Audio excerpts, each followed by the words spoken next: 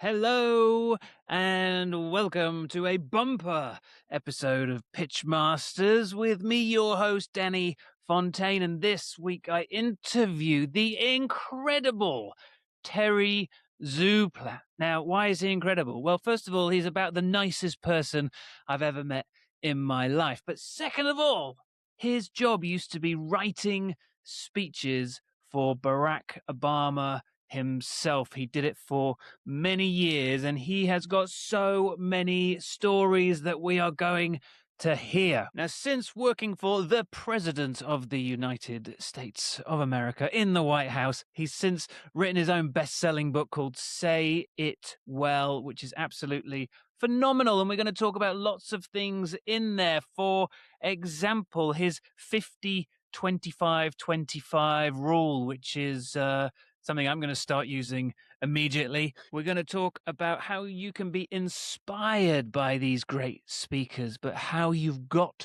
to find your own voice, because as I always say, we all have unique stories to tell. He talks about the stresses of writing for president, whether that's 1 hour to go before a speech and you're scribbling on Air Force One to make some major changes. I'm sure we all know how that feels. He even gives me his thoughts on the current president of the United States of America, Donald Trump himself. It's an interesting bit, that bit. But anyway, yeah, it's a bumper episode. It's an hour and a half because I just had so many questions and I could have kept talking to him for at least another day and a half, I think. He's just such an interesting person. You're going to absolutely love this one. As always, if you want to know more about pitching, then pick up a copy of my book, Pitch How to Captivate and Convince Any Audience on the Planet.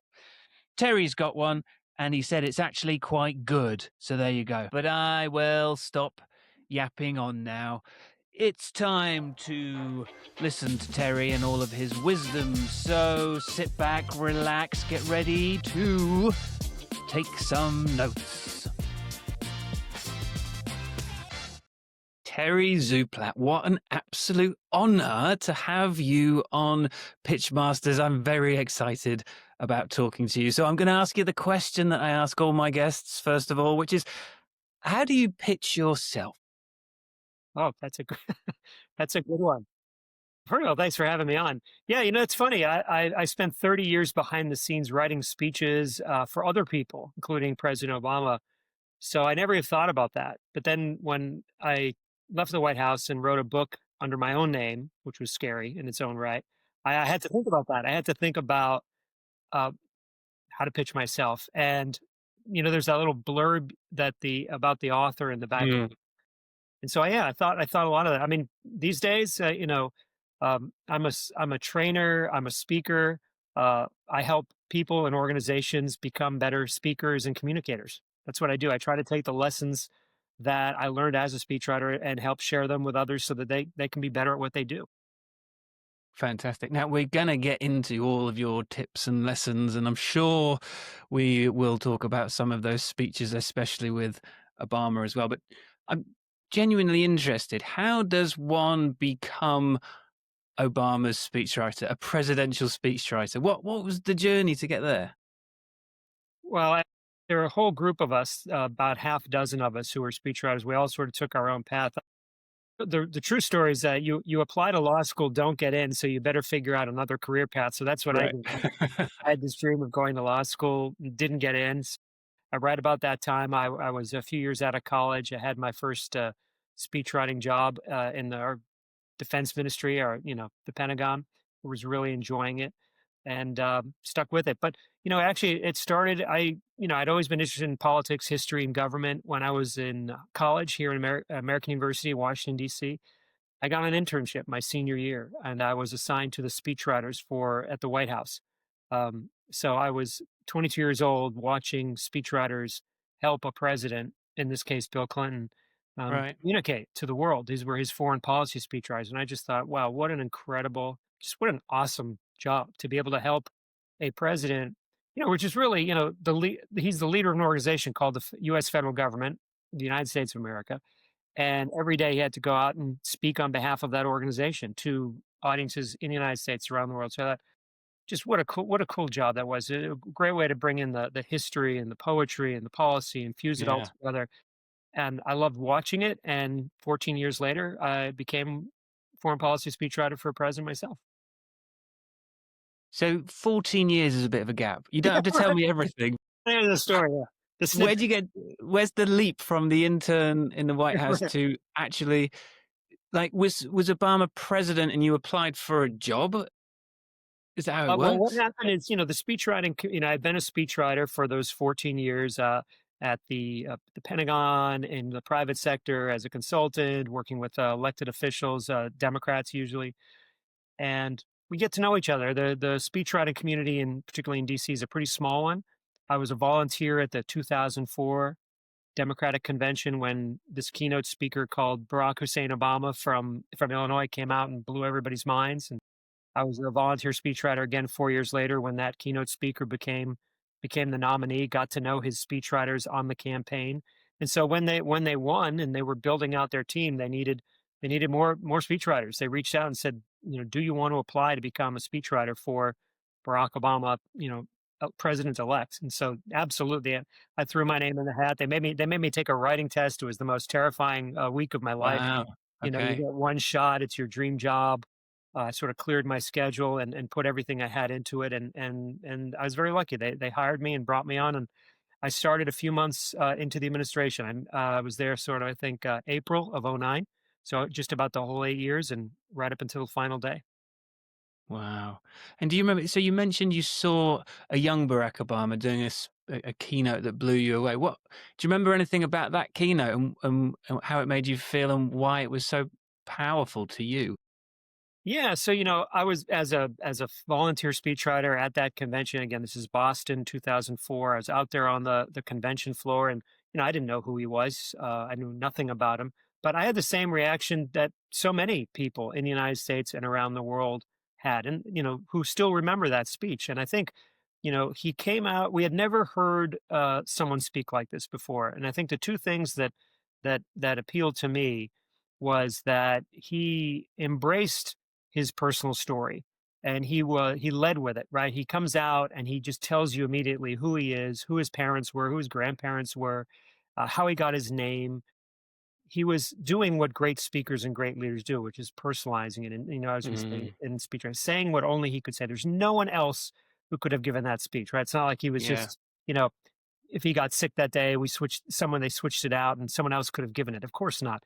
But, so many leaders, and this is true in politics and business, they tend to give generic presentations. And it was anything Hmm. but. It was so unique and so different. And then what he did, which is what all great speakers do, right? He connected his personal story to a larger story. In his case, this was the story of the America, offering a vision of the kind of country we could be. It wasn't just a laundry list of policies and positions and sound bites and cliches and talking points about this particular issue. That he was laying out a vision of what the future could be.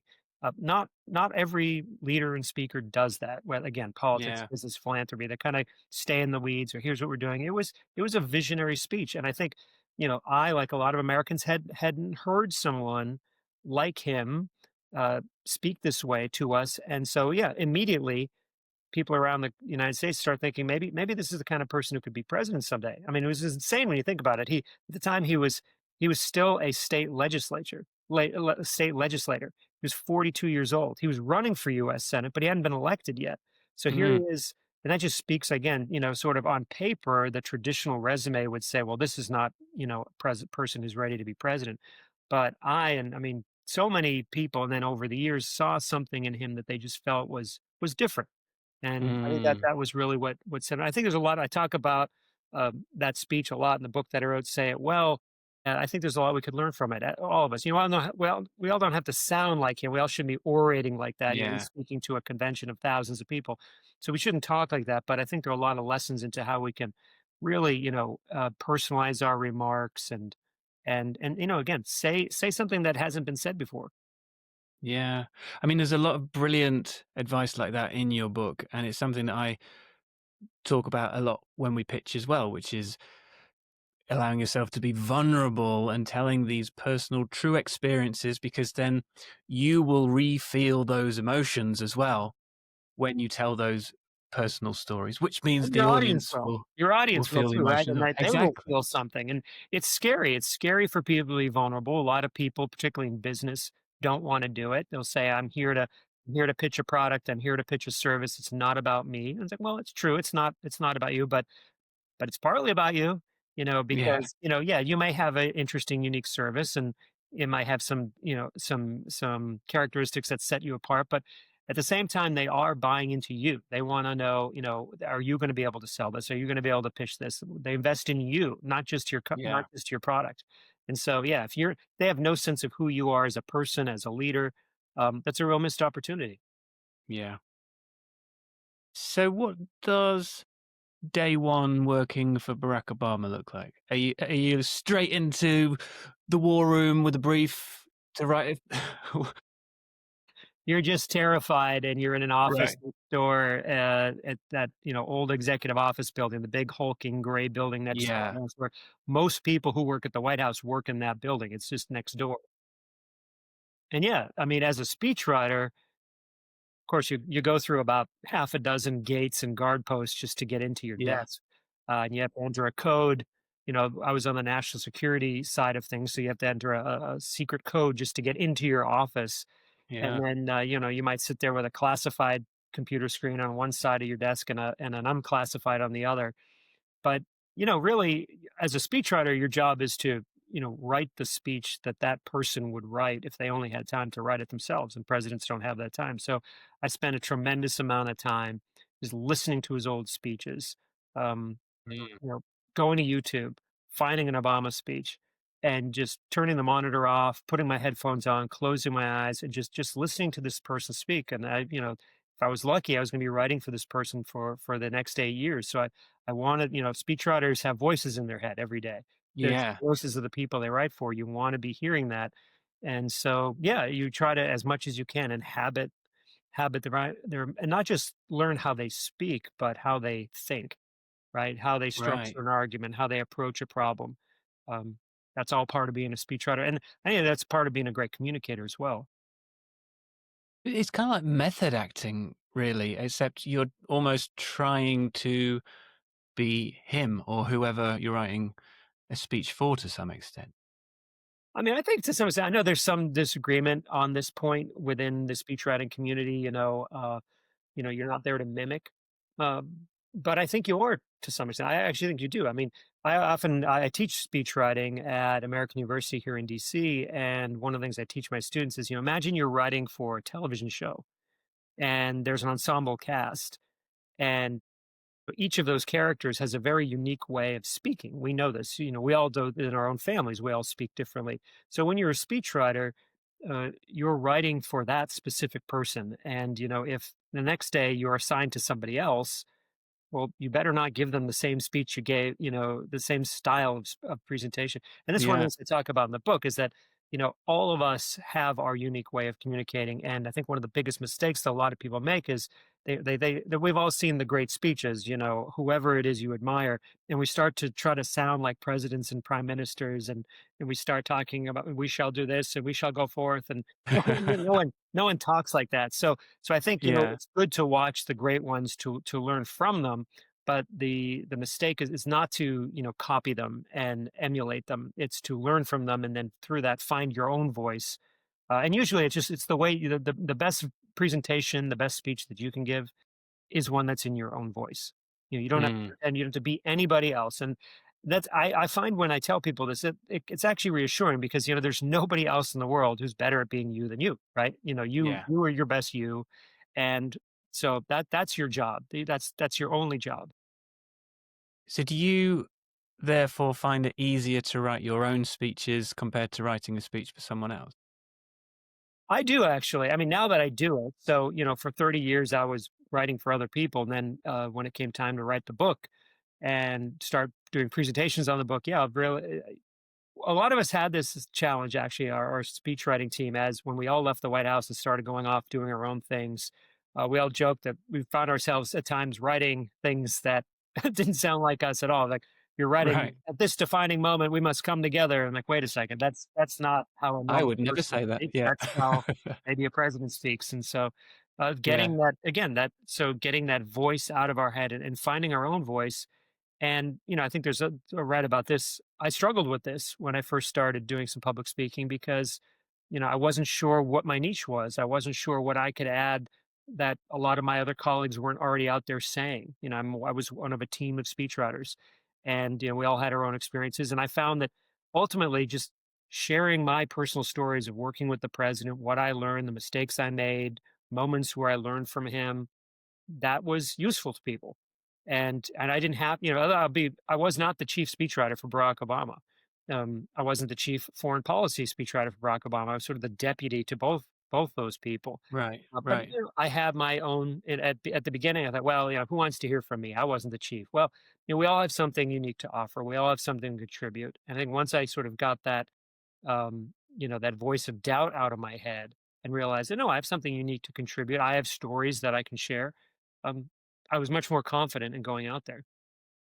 And I hear this a lot from people where it's like, oh well, I don't have anything unique to say. If someone comes to me and asks for my Mm. help because they have to give a presentation or a speech, and we ask them, well, tell me about yourself. They'll say, I don't know what to say. I don't have anything unique to say. My story is the same as everybody else's. And no, it's not. The moment you start asking someone about their life, about their childhood, where they grew up, why they chose the path they did, politics, business, philanthropy, whatever.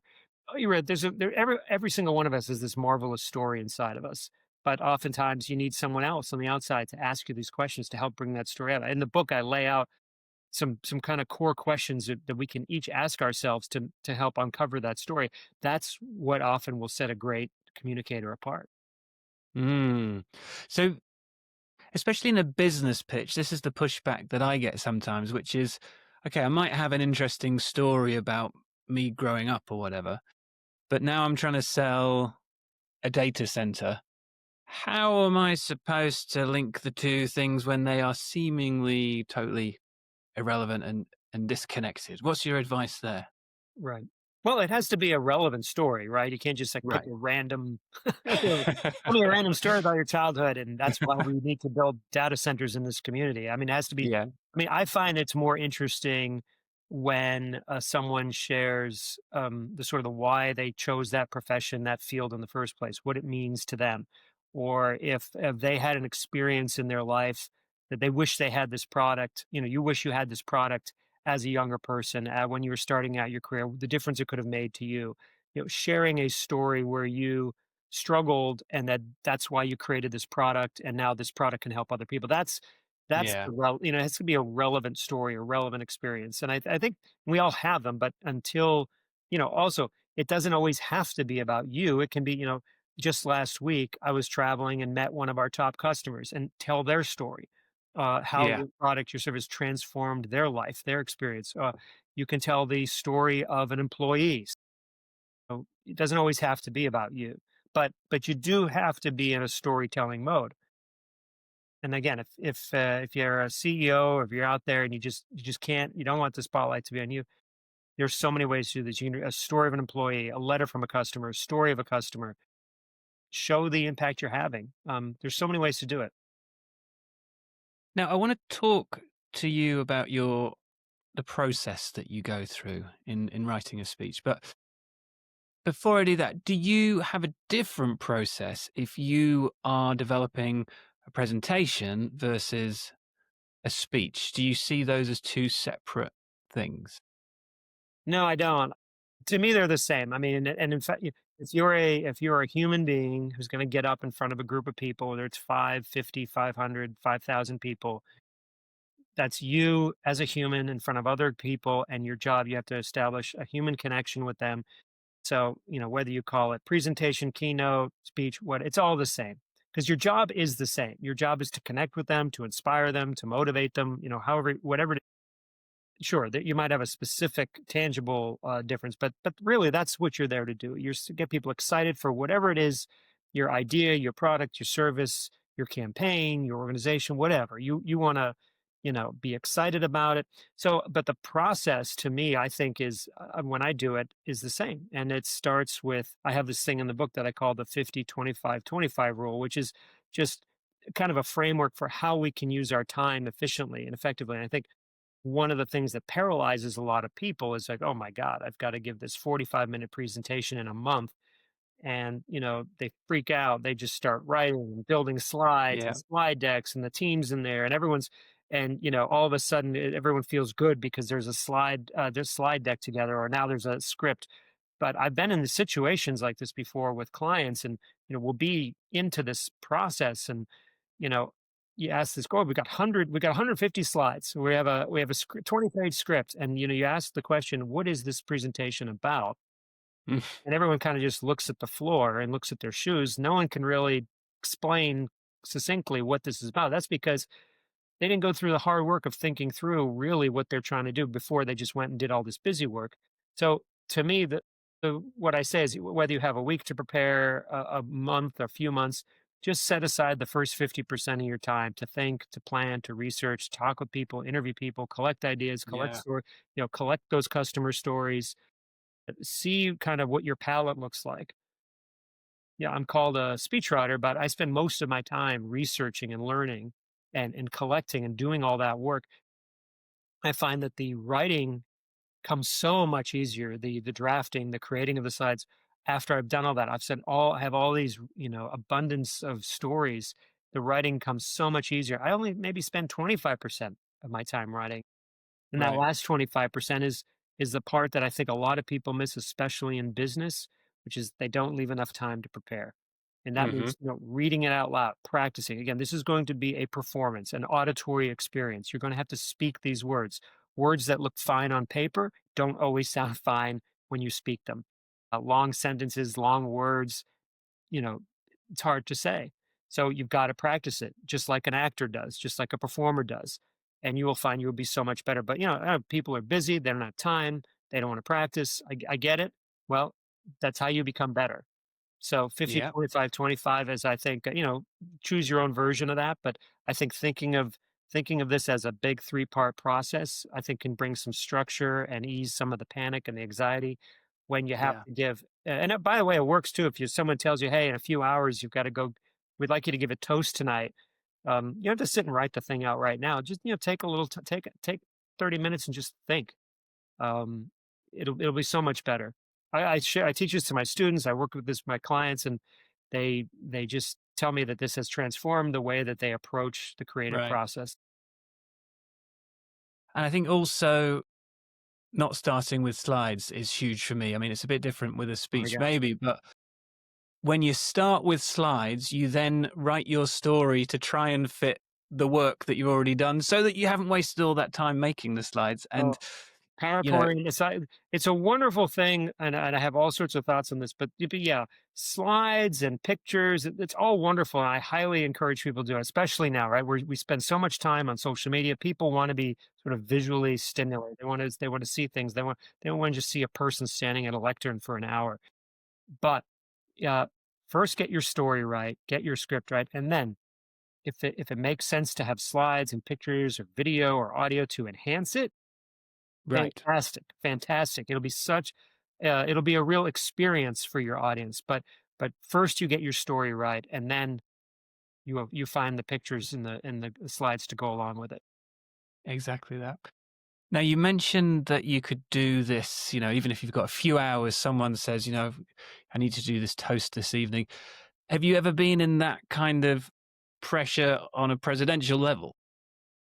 Yeah, so I mean, I was on the national security side, the foreign policy side. So uh, a lot of what we worked on was crisis response to all sorts of things, Mm, tragedies, international events, mass shootings, terrorist attacks, uh, earthquakes, natural disasters, all sorts of things where we would find out, hey, the is going to go out and make a statement on this in 2 hours or 3 hours. I mean, that's just not much time at all.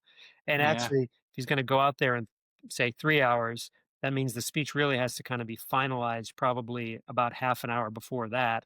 And Yeah. you just can't write it and give it to him. You have to circulate it around and let all the sort of appropriate officials weigh in and have a chance to see it. So that really, you need to at least give them an hour to do that. So now Yeah. you've just lost half of your 3 hours, which means you need to be circulating this draft in about an hour or so, or 90 minutes, which means you need to be, get going on this now. So, maybe if you have an hour, that's right. That's maybe 20, 30 minutes of thinking, getting yourself organized, and then that second 30 minutes or so, because in this case, he doesn't have time to practice writing. Yeah, there's just not a whole lot of time for for procrastination Yeah. in moments like that. And yeah, we had that.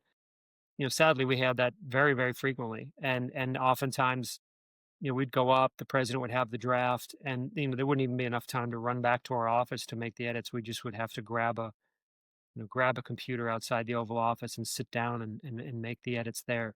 But the process, and even then, the process was the same. It was condensed, of course, but all the fundamentals were the same.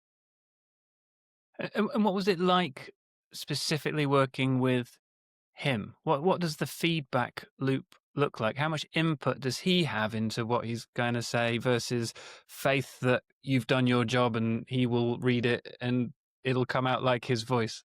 Right. I should point out that our speechwriting team, I was one of about six. Right. We wrote collectively, I think, over 3,000 speeches for him over the Wow. course of those 8 years, and a lot of them are kind of the run of the mill daily stuff that Yeah. we kind of know. He had faith in us that we would tee up something that was appropriate for him. But for bigger speeches, big foreign policy speeches, foreign trips, he would have us up a week or two before the speech. And that was a chance for us to just sit with him in the Oval Office, to just let him talk out what's on his mind. And I think that, and before we ever got, you know, trapped by all the policy folks, or have, dozens of people trying to tell us what the speech should or should not be about, we were able to hear directly from the president what he wanted it to be about. And that made all the difference in the world, because, there's 100 different ways you can write every speech, but and you might write 99 of them might be phenomenal, but might not be the one way that the president, the speaker wants. So having that time with him quietly to sit through, talk through what he was trying to achieve was just so important. And that's something that I write about with all of us can do. Like in that first 50% of our time, you need to sit and think, what one of the things he would say to us was, what's the story we're trying to tell here? And what's the one big message we want people to remember? We should all be asking that before we go out and give a presentation or a speech or a pitch of any kind. People can't remember 20 things Mm. in an auditory presentation, right? We're not handing them a script. We're not, they might have materials, but what is the one thing you want this audience to remember and to take away? He was really good at zeroing in on that, a week or two out. Now that said, we then go work on the speech, send it up.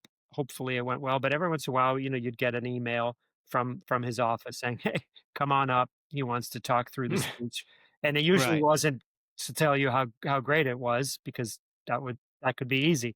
There was something about it, and I was just always. I think all my colleagues and I were so grateful that the way he approached it, which was, he could have lost his cool, he could have ripped into us. Uh, some presidents do, they expect high quality, but if we didn't miss it, if we didn't hit the mark just the way he wanted, he would say something to the effect of, I could give this speech today, which usually meant he didn't want to, but Yeah. I don't have to give it for 4 days, so we have 4 days to make it better.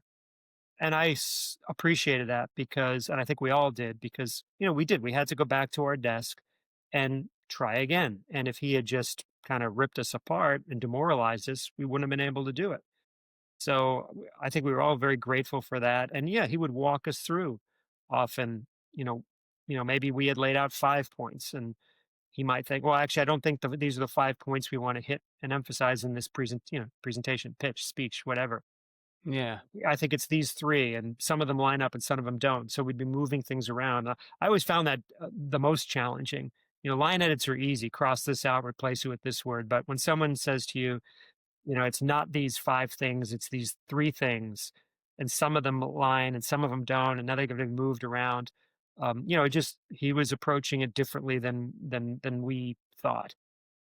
But he was always, respectful, at least to me. There were moments we probably should have got a little louder and ripped into me a little bit, but Right. didn't didn't, and I always appreciated that, because we had to go back and do the job. I think that's a great leadership lesson for anybody. I tell this in the training and the workshops I do. I hope you have a boss, or I hope you are a boss that treats your people like that, because I know the difference it made for me, and you want your people to, you know, get up and go do the job. Was it nerve-wracking as a job? You know, I imagine you must feel a certain way being in the same room as the president, on top of the fact that things that you're writing are gonna be heard by millions and millions of people. Did it feel like a Now you you're know, it's stressing just me out again just when you say so was it you're stressful? triggering me. Yeah, it's stressful. It's very. I don't think any of us ever found it not stressful. I mean, you'd think you okay by year 4 or 5 or 6 or 7 or 8. Right. I mean, you'd think but the stakes were still just as high. If you made a mistake in year 8, it was just as big of a deal as if you had done it in year 1. Yeah, I never was not stressful. I think, there's stress. Everyone thinks, not all stress is bad. Some stress is good. And I think it was a way of, reminding us that the stakes were high. We needed to be diligent. We couldn't ever phone it in. I mean, I will say Right. this, but the team that I worked on, I never felt like we phoned it in. We were always trying to we didn't always succeed, but like we were always trying to give A++ work every time, even at year 7 and 8, right? And if anything, I think, when you look at some of Barack Obama's greatest speeches, which he usually, rewrote himself, they were some of the best ones are in year 6, 7, and 8, when things were going on and the country was being tested, the world was being tested in ways. So yeah, it was never not stressful. But one of the things I learned, and I don't know if I learned this through that experience or if I just came into it that way, but panicking doesn't achieve anything, right? The only thing that panic does is freeze you up. It prevents you from thinking clearly. I remember a lot of moments just being there and thinking, okay, like I have to stay calm because if I don't stay calm, I can't hear what he's saying. I can't remember what he's saying. Yeah. So my job is to stay calm. So Yeah. that's not, that is, I mean, so I've tried to carry that forward, but yeah, it was always stressful.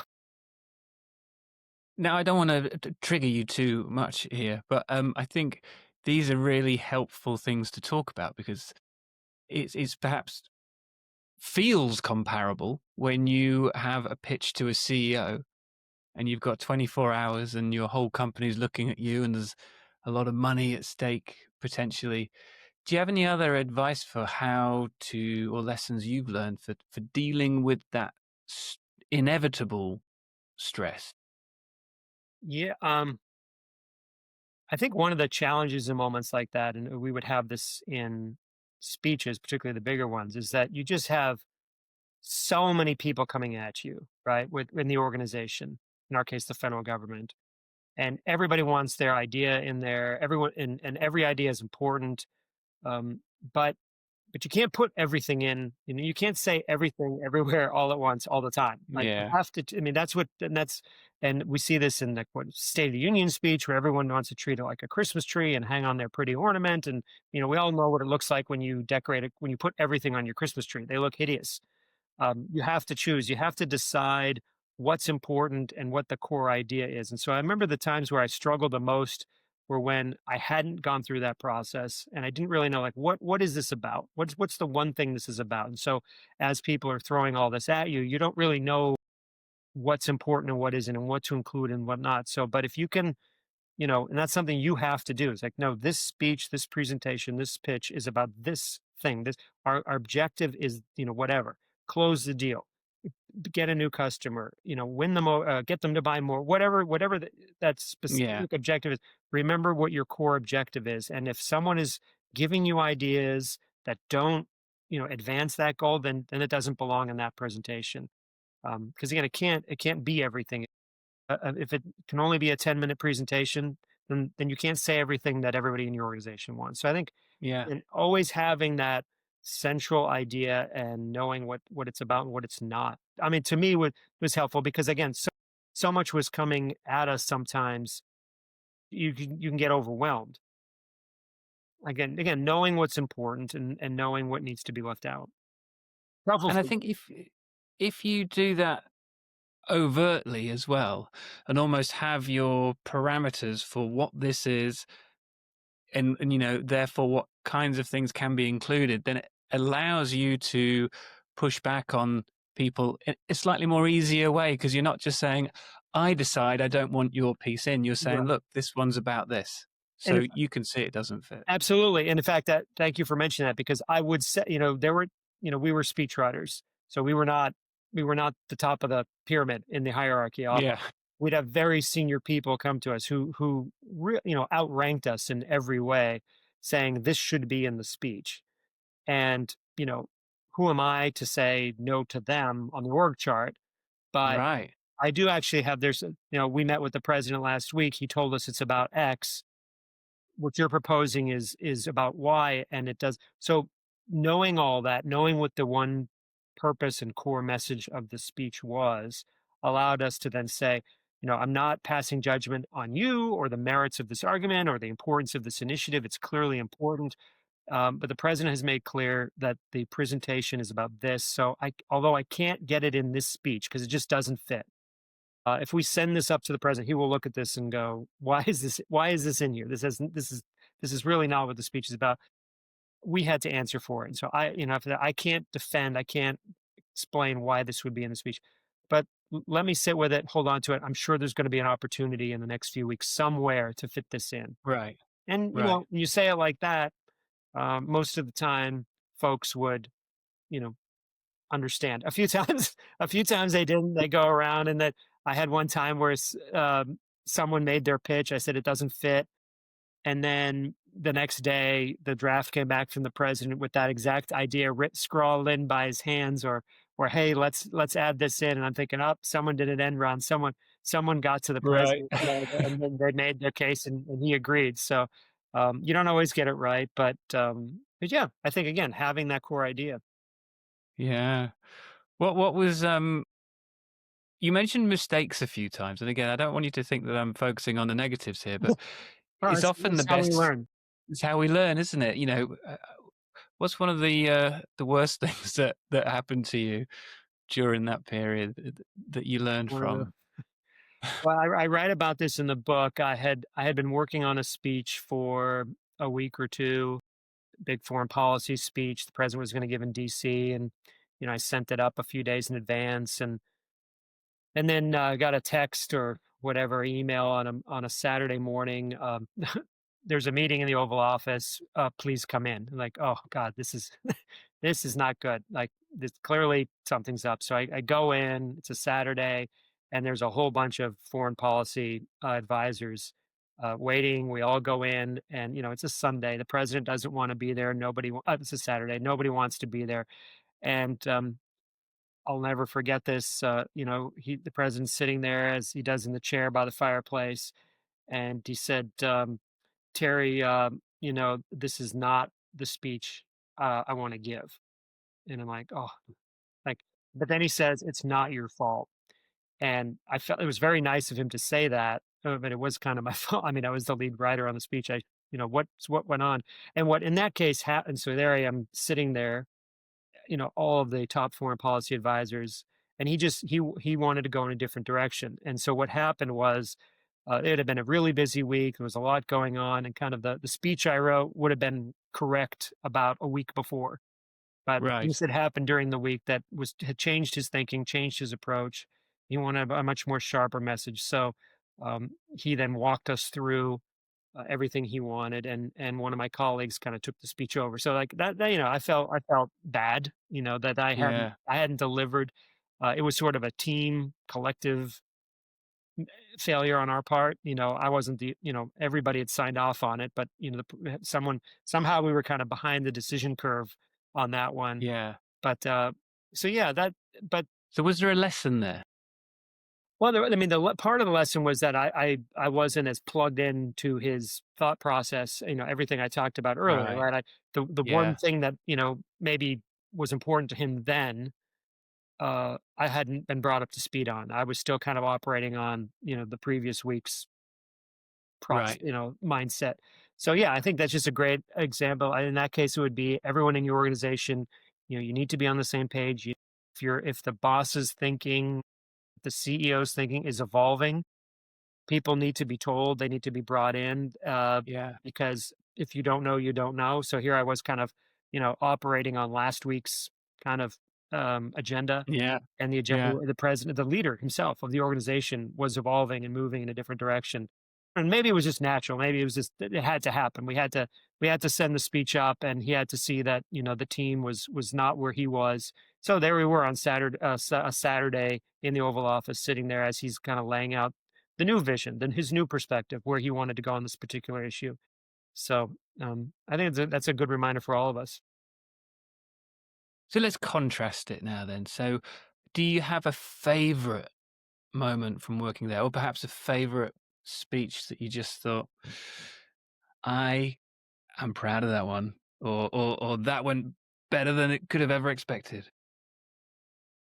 I mean, there was a lot of moments, and for that, you know, to be a speechwriter is to kind of sit alone in your office for weeks and imagining this moment, and then you get to watch it come to life, and you're just holding your breath, hoping it unfolds the way you imagined it in your mind. But at the end of the administration, all of our speechwriters were asked, "What was your favorite speech to work on?" Yeah.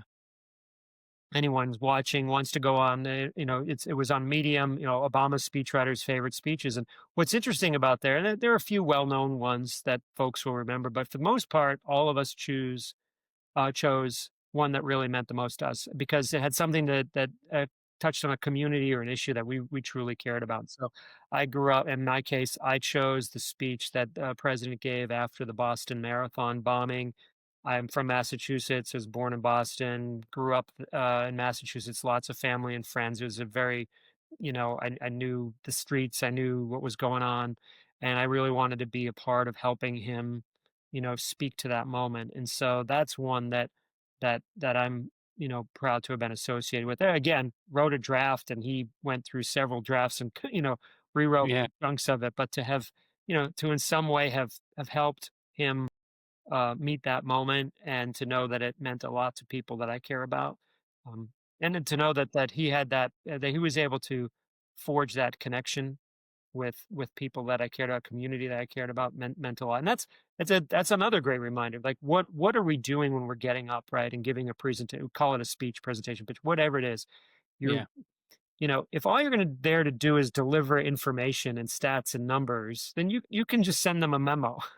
You can Hmm. send them a presentation. They can watch Right. something online. But again, when you have the opportunity to stand in front of another group of human beings, human to human, then that's a totally different moment. And that's why it's so important that we are open and vulnerable and sharing part of ourselves, because that's what people are looking for in them when they're looking for a human connection. So in the book, I laid out all the different ways that we can try to do that.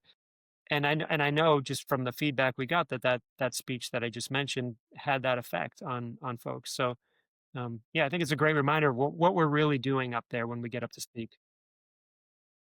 So we'll come back in just a second if you've got some ideas. Well, you've got lots of ideas, but some tips on creating that emotional connection. But did you ever get emotional listening to Barack Obama giving the speeches that you had written?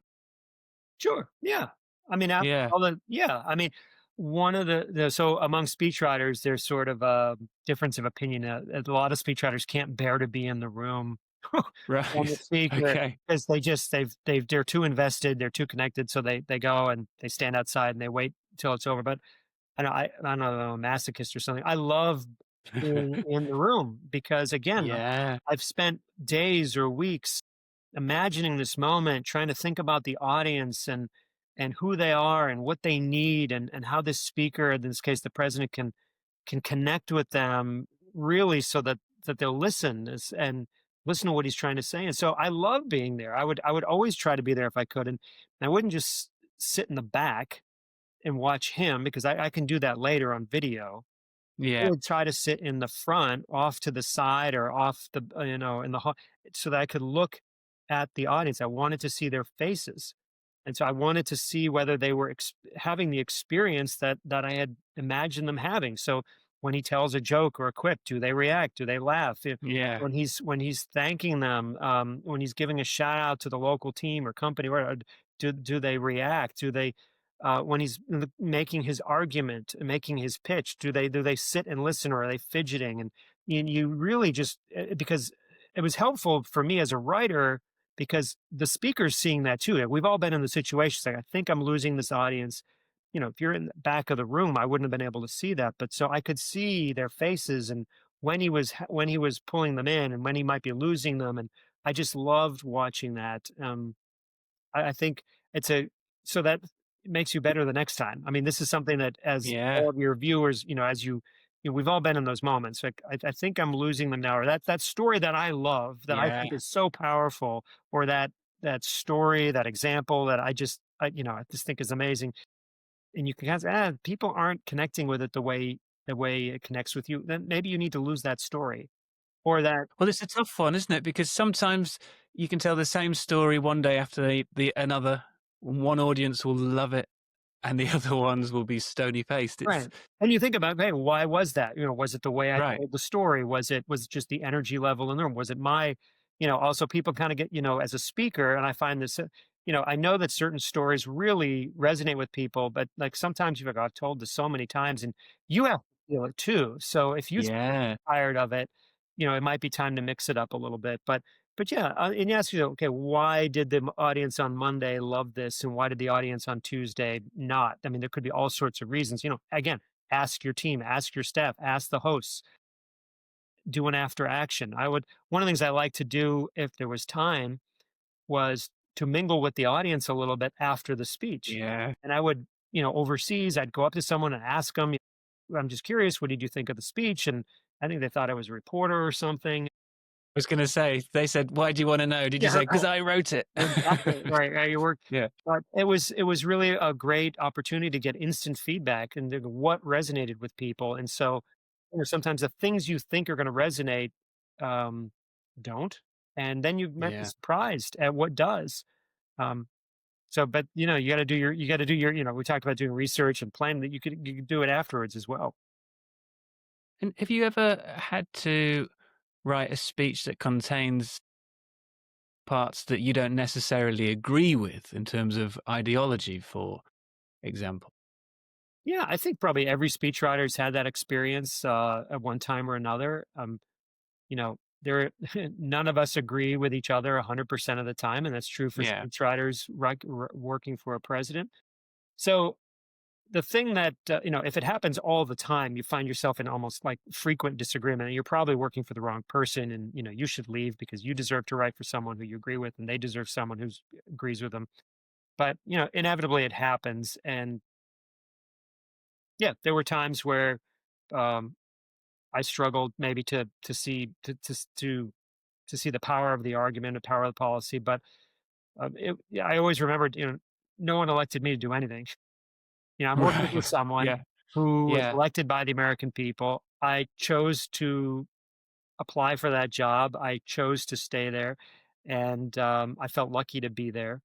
But, in the end, I'm there to help someone else do their job as best they can do it. And actually sometimes it was actually useful to have a speechwriter who had doubts or was skeptical because we would confront the maybe the contradictions or the tensions within the policy and have to we would see them maybe a little bit more than someone who was just full on in support of the policy. So sometimes that could lead to a more effective speech because we were having to acknowledge the weaker parts of the argument and how to shore them up. And so in a way we were like, okay, I'm going to make the best case I can, mindful that I'm not even sure I am fully on board with this yet. So sometimes it would actually Mm. be an asset. So I'm not wanting to get, political, but more theoretical. Could you, after working for Obama, go and continue and write speeches for Trump?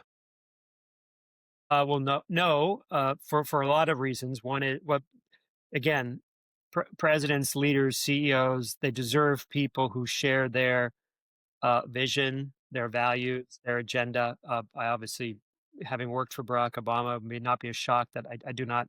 do not share the vision and values that I see in President Trump. And they also they want people who share their vision and their values. So it Yeah. doesn't happen. It you don't you, it's pretty rare to see speechwriters go between, leaders of the other party. Um, and I And what knew do that. you Sorry, go ahead. I knew, as did most of my colleagues, that even if Hillary Clinton had won in 2016, we weren't sticking around. I mean, she had her own team. We had Right, been there for okay. 8 years. We were exhausted. We were ready for a different challenge.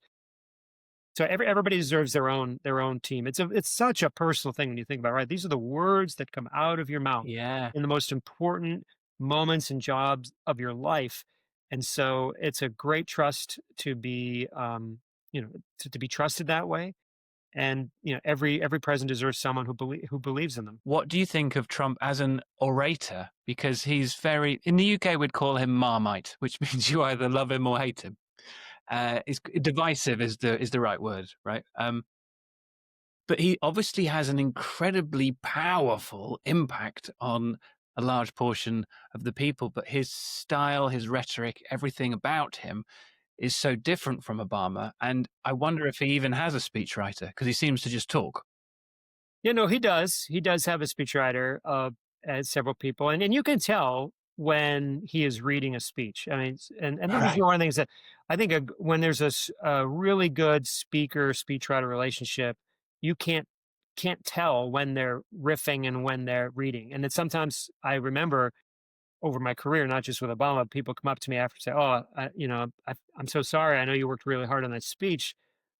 I'm sorry he didn't read it." And I'm thinking, "What are you talking about? He Word for word. That Yeah. for them, it sounded like it wasn't prepared. For me, it was like, what a compliment. It sounded like an honest Yeah. person. That's what you want. With Trump, Yeah. it's very clear when he's riffing and kind of off the cuff, and when he's reading. Most of the time, when he's reading, he's bored. It's clear he doesn't want to do that at his rallies, especially. Yeah. So listen, he's obviously a very effective communicator for the tens of millions of people who support him and like him. He's figured out that community, that slice of America. He can appeal to them and motivate them. That's just a fact. Yeah. Um, I think that the real missed opportunity. He said something very revealing. um, he's not even trying to bring the country together. He's not even trying to broaden his appeal, and maybe he's kind of given up. He thinks everyone's against him, and the media's against him, and the radical leftists are against him. So he's not even trying anymore. And he, as always, he's so transparent. There's no filter. He says the quiet part out loud at the Charlie Kirk funeral when he said, I wish I could forgive my enemies. Right, that's what he calls people who disagree with him, Right. enemies. But I don't. I don't want what's best for my opponent. I hate them and I want the worst for them. That pretty much says everything you need to know.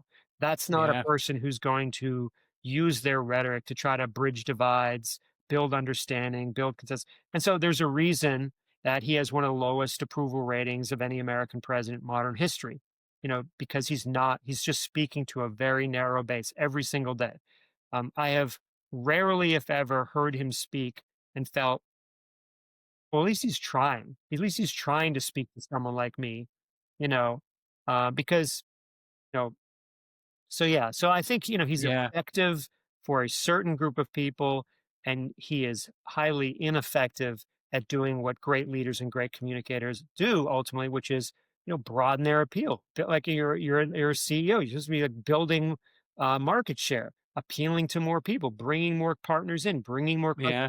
customers in, right? That's what you do and you're in philanthropy, you're in advocacy, you want to bring more donors in, more volunteers. And so you're finding the messages that reach and appeal to the broadest number of people. So you build the biggest movement you can. That's not what Trump is doing every single day. He's said as much. He's admitted it, which is a tragedy. It is a tragedy because I think someone with his background at a time when Americans are so suspicious and skeptical of institutions and the established parties, someone from outside the system who came in and ran against both parties would have the potential to just upend American politics in a positive way.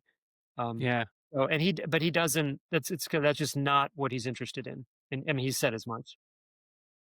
And it's an interesting domino effect as well, because I suppose usually the voice of the White House is trying to stay consistent and stable and grown up, if you like. And it feels like the voice of the White House, if you look on their social media accounts, is becoming almost childish in terms of playground insults and memes and things like this. It's all it's rather surreal to watch from across the ocean, actually.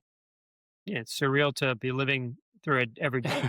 But I mean, this is Yeah, I don't know what the name for it is, but in like organizational psychology, I think there's a term for, organizations take on the personality of the person at the right. top. And I, Yeah, I, I worked for a very different person. And so yeah, yeah, it's not surprising that, like I said, people gravitate to people that they admire and they want to emulate. And so yes, Donald Trump is surrounded by people who like his style of communication and like his style. And now, so yeah, we're seeing it through all their platforms. We see it, yeah, the cabinet secretaries that he picks and the way they conduct themselves and the way they talk to reporters and the way they talk to, so it's just, it has a kind of, it's like, poison in the water. It just, yeah, it kind of, it spreads and infects and contaminates, everyone who gets close to it. So, um, yeah. this is where we're in. But my one of the reasons I wrote the book is because I'm so concerned that particularly young people are watching this every day and thinking, "Oh, that's how the president communicates. That's how I should communicate with my family, with my colleagues, with my Right. classmates, with my neighbors, Yeah, community. I should, when I get up at a town meeting and do my 3 minutes, I should do that. I should insult my neighbor. I should put them down. I should attribute, I should demonize and dehumanize them. And, of course, we see that every day on social media where people, the sort of worst of people is on display. I was yeah. trying in writing this book, trying in the training and the workshops I do, trying to offer a different way. I was fortunate. I felt to work for someone. There's no perfect president. Barack Obama wasn't perfect. He made mistakes, but I think his general approach to rhetoric and trying to build common ground with people and bring people into the tent as opposed to just insulting them. I think ultimately is going to make for stronger families, stronger neighborhoods, stronger companies, stronger countries. And you do talk about, I can't remember your exact quote, but about how sharing good stories can change the world effectively. Yeah, I mean, there's all sorts of research to show, what can get someone to open their mind, open their heart, evolve. I mean, there've been all sorts of examples, right, throughout history. Think of all the great social cultural movements, women's rights, civil rights, gay rights, workers' rights, what have you. Public opinion does change over time, and that happens one person at a time. And we know, one of the greatest examples was the just incredible public opinion shift, at least in the United States, around marriage equality. Within the course of about a decade or so, it went from having a majority of Americans opposed to it to a majority of Americans supporting it. And there were lots of reasons for that. I talk about this in the book. There are lots of reasons for that. One of the main reasons was people getting up, you know, gay and lesbians in America getting up, telling their story, sharing their story, talking about who they were, not saying, you're a bigot if you don't support my right to get married. It Mm, was, I just want to be married same way that you are and appealing to people. And, no, did it change everybody's mind? Clearly not. Still a chunk of the country that doesn't support it, but it changed a lot of people's minds. So when we give up on persuasion, when we give up, and we just attack people, we're missing an opportunity to bring them along. So I write about that a lot, and again, I think, hey, the president Trump is missing an opportunity. Every single people are open to persuasion. There are people who, and then people find this mind-boggling at times. There are people who voted for Obama, who then voted for Trump, who voted for Biden, and boom, people move, people yeah. evolve, and if you just give up on people, then you're giving up on the potential of bringing them to your cause and keeping them there. So I'm not a fan of the social media style of constantly accusing and attacking people, and thinking, you get a lot of likes and all your friends cheer you Mm, on, and you really stuck it to them. Well, you probably missed an opportunity to maybe get someone to think differently about your yeah. issue. So I wish. less lecturing, more listening, less attacking, more persuasion. We'd be in a I think we'd be in a very different spot. The problem is, again, the person at the very top is doing the opposite of what we need Yeah. every day. Yeah, I'm with you. I'm with you. So let me move the topic slightly because I'm really interested to get your thoughts on this one. So, a big thing that I talk about quite a lot is a pitch can and should involve as many of our five senses as possible. And actually, one of the most powerful methods of persuading someone, especially if what we're trying to do is elicit paradigm shift, a change of their beliefs, is to immerse them in an experience which helps them to change their own minds without us having to convince them. And this could be all sorts of play acting, props, music, theatre, whatever that might be. I won't list you through all of my examples, but when you write a speech, do you think beyond body language and the words that someone is saying into any of those other experiential facets? Yeah, I mean, yeah, it's much more effective. So you can tell people what they should think. Most people don't like being told what to think or do. So you're telling me, and now I'm telling you to go away. Or you can lay out things and allow people to come towards you or towards the idea, and let them make that journey on their own. I find uh, that's true in speech writing. It's true. I'm a professor at American University. I find that that's a much more effective way to teach lessons to my students, is to present them with a problem, present them with a scenario, and let them figure it out, uh, than me just telling them what the answer is. Yeah. So yeah, I think in pitches and communications, laying out a problem. We talk about every great, and I see these things online often, like there's 14 elements to a great pitch. And I'm thinking, God, I've been Right. doing this for a long time. I wish I knew it does 14 things. Or I've never Yeah. heard there's 14.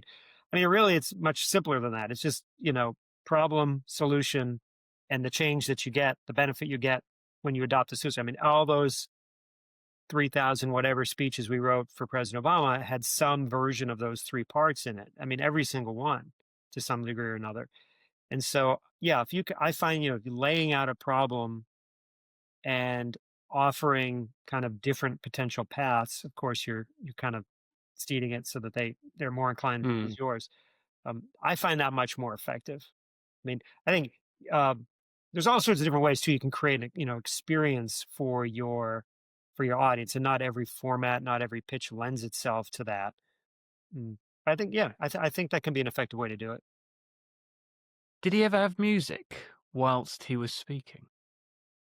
Well, not while he's speaking, but definitely before and after, right? So, Mm. again, I am a big believer that, again, if people who think that, "Oh, I'm just there to deliver information, talk about a product," no, that's not what you're there to deliver an experience in that very human moment. You're there to create an experience between you and your audience, and there's lots of different ways to do that. And one of the ways is getting them pumped up, getting you pumped up, right? Mm. I think everybody should have their own kind of pump up song, their own hypes Yeah. at the beginning. Whatever Yeah. whatever song gets you moving in backstage before you go out, whatever it is, you should listen to that. To get you pumped up. You got to go out there and deliver. We did the same. Our advanced teams would do that with the crowds. They would play a lot of great music before the president came out, and the moment he finished speaking and waved to the crowd, another song would come on. And so Yeah. it was part of the whole experience, but not while he was speaking. Yeah.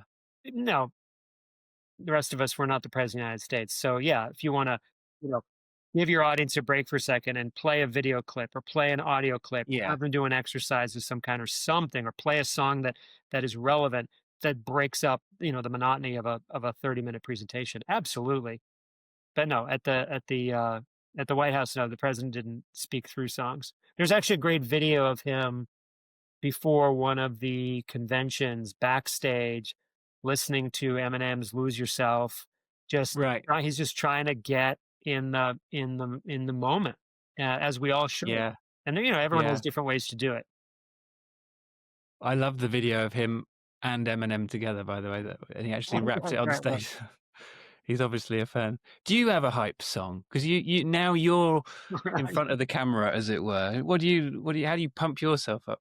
I feel I'll like tell you mine if you Clubhouse tell me just yours. gives away my age, growing up in the '80s. So I don't know why this song, but Jump House of Pain, I think is a great, Yeah, it's yeah. a great, it always gets me That is going. high, high energy. Okay. Yeah, exactly. That's what, but yeah, I list in the book some of the songs that I've found over the years that folks feel. But that there's Thunderstruck by AC/DC is just a great. I'm not a heavy metal fan, but how Right. can you not get pumped up when you hear that song and just ready to go out there and crush whatever performance you're doing? And maybe you're in a country, and so somebody has a different one, but Yeah. it's again. I have different ones depending on what mood I want the audience to perceive me as. So actually, Back in Black by AC/DC is one of mine because I come out not necessarily jumping pumped, but just I feel the confidence like I am the boss on the stage after listening to that song. Mhm. Yeah, no, yeah, that's true. I mean, if you're going out and giving a memorial tribute to someone, that's a different, Yeah, a maybe different, not jump that's a around. different Yeah. mood, and you shouldn't be jumping around. But yeah, this goes to the point though. So our job is to create an experience for our audience so that they remember and feel what we are saying, what we want them to do. They get excited. This is we see this every time a CEO launches a new product at their company, right? They want you want people to be excited. Um, it is, and a lot of public speaking coaches say, well, don't think of it as a performance. And I get why they say that because people are anxious, people are scared, and it's already, overwhelming enough to do it. Now you're telling me I have to perform.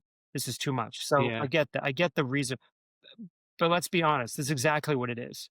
When Yes, you it is. come out, you are on a stage, you are in front of other people, and for the next 5, 10, 50 minutes, you're on that stage. Again, you're not there to just deliver information and facts and figures and numbers. You are there to create an experience for them. I talk a lot about this in the book. And part of that being, creating an experience is being excited and passionate about what you do. And so if a song backstage helps you get in that space, then go Yeah. for it. And I know that you used to be really nervous about going on stage in front of people, didn't you? Yeah. Talk to me. I mean, this is a really common problem. I think most people are probably pretty nervous, whether it's a small presentation pitch or auditorium of 100,000 people. And we've all got different methods. And Yeah. Right. just wondering what yours are, because there might be someone who just happens to listen to whatever you're about to say Right. that says, I'm glad I heard that. Okay. So in my case, what happened was, I had spent 30 years or so writing for other people. I was behind the scenes, behind the computer. So I knew how to write a speech. I knew the elements that go in. I know about the importance of story. I mean, all the grab them at the beginning, give them a story, hold them, don't overwhelm them with all the things that I talk about in the book that we know make for a compelling presentation. But so I knew it in theory, and I knew how to do it for someone else.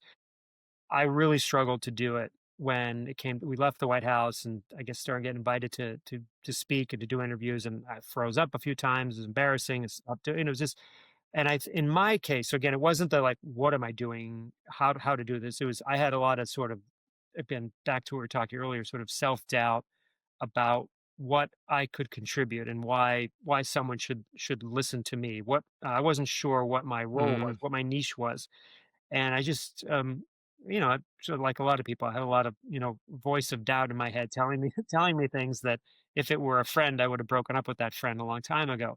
right. I hear this a lot from people. It's like, oh, why should anyone listen to me? My story's not that interesting. I don't have anything unique to say. So I had to actually sort of sit down and go, okay, wait a second. What was that incredible experience that I just had for 8 years? What are the stories that some of which I've shared with you today that might be of interest and might help other people? I can do that. I can do that, and I can do that because those were unique to me. I'm not. We haven't been here talking about what other speechwriters did for the president. Those are their stories to tell. But when Sure. I finally recognized that, no, I do have a unique experience and a unique stories to share that are mine, that are of interest to people, that I can share with the purpose of helping other people work through this particular challenge, becoming a better speaker. That just changed everything for me. And then going out and actually doing it, and not trying to be like anybody else, not trying to sound like any of my colleagues, not trying to, you know, um, just me.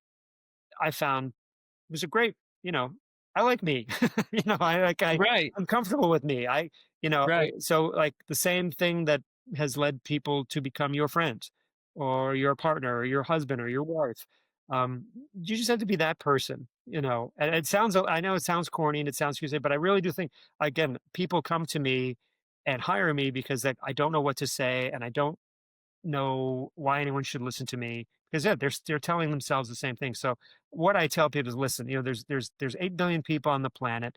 Nobody has your story. Nobody has your experiences.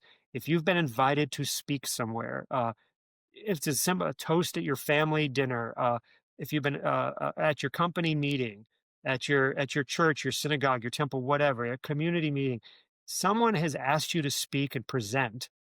It's because they believe you have something to contribute. Right. They've already made the Right. judgment. Like, so we're so Yeah. afraid of being judged. Oh, they'll laugh at me. That they've already judged you. They've invited you. They've given you Yeah. this opportunity. And sometimes it's because you have a certain position and you're the CEO and the CEO must do this presentation. Well, people decided that you had the experience to do this. I had a great experience. I was speaking to a group a few years ago, and this young man put his hand up and said, this was at a bank in New York, a big bank in New York City. He said, I want to ask you a question. I'm an intern. I'm a summer intern, and our internship ends by us having to give a presentation to the senior leadership. And I am terrified because they know so much more about the company than I do. They've been here for decades, and I will never know as much as they do about this company. And I said, so what? That's not why you've been invited. Said you've been invited to speak because they just want to hear about your summer internship experience at their company. They're not asking Right. you to be the CEO. They're not asking you to be the VP. They they just want to And they genuinely want to know about your experience. They just want to hear it. tell them what only you can tell them. Yeah. And the moment he heard that and realized, oh, I just need to talk about what I know best, my experiences, you could just see the burden uh, lift off him. And I do this with my clients who once you're not there to be anybody else, you're there to speak to what you know best, whatever your niche is, and figuring out, so what do I do? You ask me, how do I pitch myself? I'm the former Obama speechwriter who shares the lessons he learned from Obama so that you can be a better speaker, Yeah. communicator, and leader. That's what I do. Yeah. And, you know, It's an interesting dynamic, actually. Sorry, I keep coming back to Obama because it's such a unique world to work for a president. And in one way, he's relying on you as kind of being better at him than writing speeches in some aspects, or at least as a team of speechwriters who he has chosen as the best who he can trust to write his speeches. But then I assume that you were always learning from him as well. absolutely. Yeah, I mean, you think of like I talked earlier, so much of what we do is the research, right? Like, there's no president we had a team of 6 of us working around the clock. There's no one person in the world who could do that job. You had to have a team Right. finding those stories, finding those historical examples, bringing this all together. But yeah, no, one of the things he would, so we learned from him every day. It was like a master class every time we turned in a speech. We were flying one time on Air Force One down to, I think it was Chile. He's going to give a big foreign land. He's going to give a big foreign policy speech. I've been working on it for a while, and I thought we were done because all the fact checks were done. He had seen it once or twice or whatever. So we're flying there. We're only about an hour or so, hour or two out. He walks back. He's totally casual. He hands me the speech, and he said, this is a good 6-page speech." And I'm thinking, "Oh, it's great. He likes it. It's good. He said it's good. I'm all done." He said, "I think it could be a great 5-page speech." And I'm thinking, speech is in like an hour. What are you talking about? I thought we were, Yeah. he said, see if you can shave a page off this speech. I'm thinking in the next hour. So I go back and I look at my desk, go back to my desk on the Air Force One, look at this thing. I figure he's probably made some suggestions about things to cut. Hadn't cut a single point. Just he was just reading it, and he just felt this is too long. This is not moving along quickly enough. So you, speechwriter, go make it a shorter speech. Do your job. And so Right. it was insane. Just for planes landing, it's shaking. We're just tapping. Trying to you know shaving a page off of a 6-page speech is a lot. And he would do this to us frequently. He would, if we Right. had 10 or 15 minutes backstage, he might be, editing and trimming and say, "Oh, well, see if you can," or give it back to us, "See if you can just take a few paragraphs off, just because." So yeah, it was every speech was a learning experience for him, and when he moved things around and restructured things, we think, "Oh, why is he doing this?" So yeah, the book is filled with experience, with stories and the lessons that I learned from him about how to be Yeah. a better communicator. And he was still working at it, by the way. I was gonna say, like, I think he was he evolved as a communicator even as president. And a lot of the stories in the book are having conversations with him about why he communicated the way he did, what he was working on. I mean, he's the first to admit he was not always uh, he was not always an expert at brevity. He liked giving he talks about this in the book. He at a press conference or a debate, he found debates challenging because they ask you, Mr. President, what's your solution for solving racial tensions in America? You have 60 seconds. I mean, this is insane. This is madness. This Yeah. we've been struggling with for several hundred years, but please solve it in 60 seconds. The whole thing was absurd, and he wanted to give. He thought the American people, are adults. They deserve adult answers, and those adult answers aren't always in 60 seconds. And same thing in press conferences. He'd want to give sort of longer answers. And he said, I know that at times that wasn't the most effective form of political communication, where you're supposed to be brief and succinct all the time, but he felt it Right. was important. And so there was a tension there that he struggled with even as president. And it's one that I think all of us struggle with, right? We want to be comprehensive, we want to look smart to our audiences, so we have a tendency to talk more. But the more we talk, sometimes the more we lose our audience. And so then we're Yeah. not being persuasive. Well, we need to be more succinct. Okay, so we're really succinct and short, but then you feel like you're not saying anything. So, we all go through this. He went through it as well. And I try to offer some ways that we can work through that. Yeah.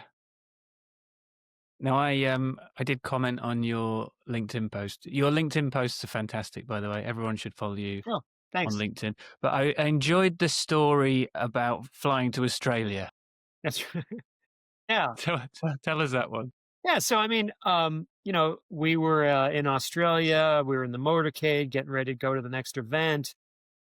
Again, speech was done. So I thought, but it still didn't have a good beginning. And one of the most important parts of your speech is that opening line, those very first words. I spend a lot of time with this with my students. What are the very first words to come out of your mouth? It's something that ought to grab the audience, connect with them, get them, if it's appropriate, get them laughing, clapping, cheering, something to get the audience involved right away. And it just didn't. He was going to go speak to a bunch of Australian troops, didn't have it. So I'm sitting there in the motorcade. I asked the driver of our van. I said, I'm a speechwriter writing for Obama. He's giving a speech to all these Australian troops. Like, is there any sort of like anything he could say right off the top that just would get the crowd roaring? I'm all out of ideas, and I don't know what to do. And he goes, "Oh, mate, that's easy." And he tells me the president should say Aussie, Aussie, Aussie. And I don't know what this means. I don't. So I ask him. He said, "Oh, they'll say, everybody will just yell back, oi, oi, oi." And I said, "Well, what does that mean? Yeah. What does that mean? What is that?" He said, "Well, it doesn't really mean anything. It's just a cheer, and it's like it's pride, and everyone trust me, I love it." It's like, I don't know what this means, but we checked with a few other people. And said, "Yeah, yeah, that'd be good," and we put it in, and we had to little footnote explain to the president, "You're going to say this, and they're going to all scream back at you." And so hour or two later, he goes and he does it, and just he says it, and just the audience like blows the roof off the place. And it was the one of the very first things he said, and it was the simplest thing, but it was a great reminder too that ideas can come from anywhere. where Right. you least expect it, and I was in a jam, so I asked the driver of the car if I was somewhere else. But, we have a tendency sometimes to only ask, the senior leadership of our organization. But, the folks who clean the office, the folks who work at the front desk, the security guard, the person driving the car, Yeah. everybody Yeah. who is in Yeah. that your organization sees things every day that maybe you don't see or might have ideas like, so ask them, don't get so caught up in your own little professional. Yeah. And that was just a great example. And that he does this, the prime minister's laughing, the troops are laughing, it was a thing all over the newspapers the next day. And it wasn't like a huge, policy moment, but it was just this moment of human connection. uh, Human and connection. that's, Yeah.